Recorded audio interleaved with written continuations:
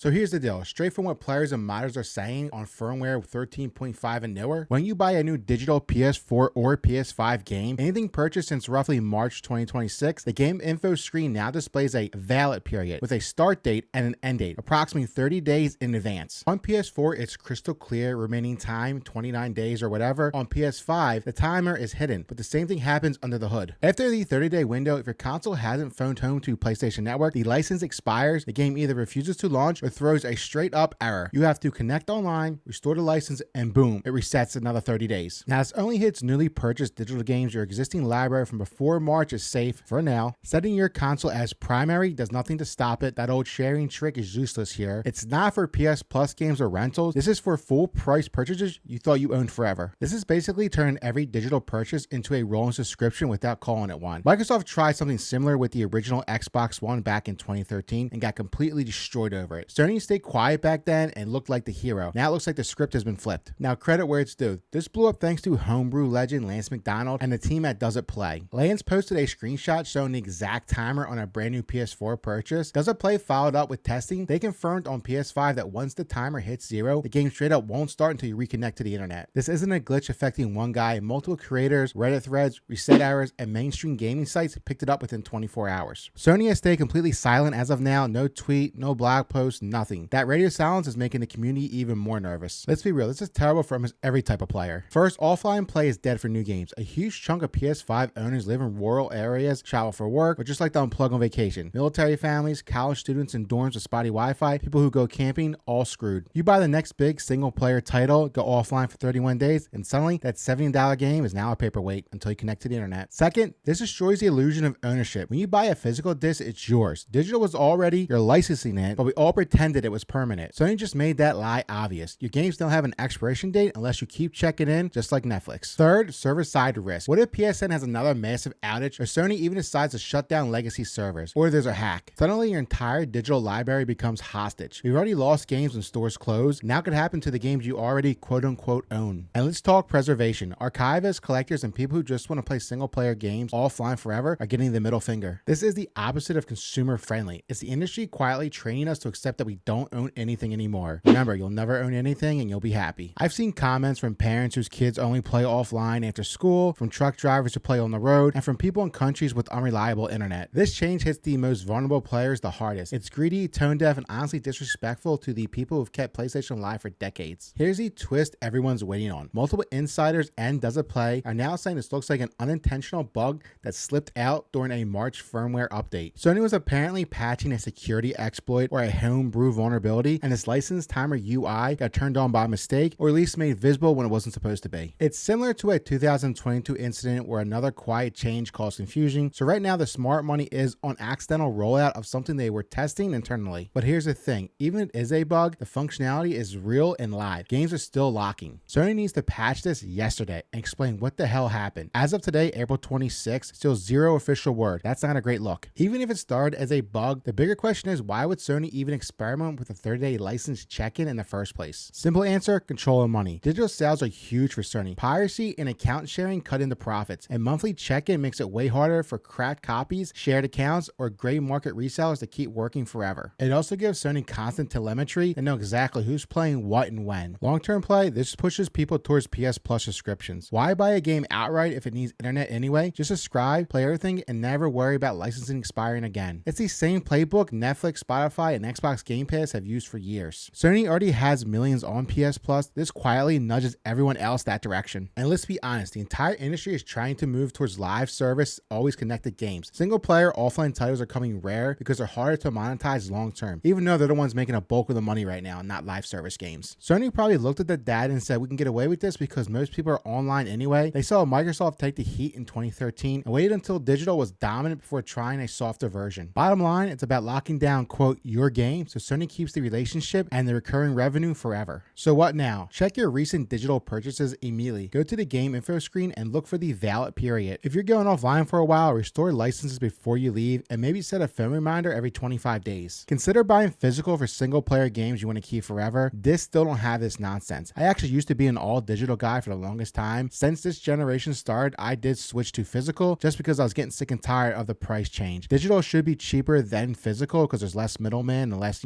production to be done. So I ended up going the physical route, and I can't say I have any problem with it. Digital ownership was already shaky, but this crosses a line. Even if it is a bug, Sony has showed us exactly what they're capable of testing in the background. We deserve better than rented games with expiration dates. If you're affected by this, drop a comment below. Have you seen the timer? Are you switching to physical? Smash that like button if you want Sony to fix this yesterday. If you enjoyed the video, subscribe and hit the bell for more PlayStation content. Until next time, guys, take care. Bye.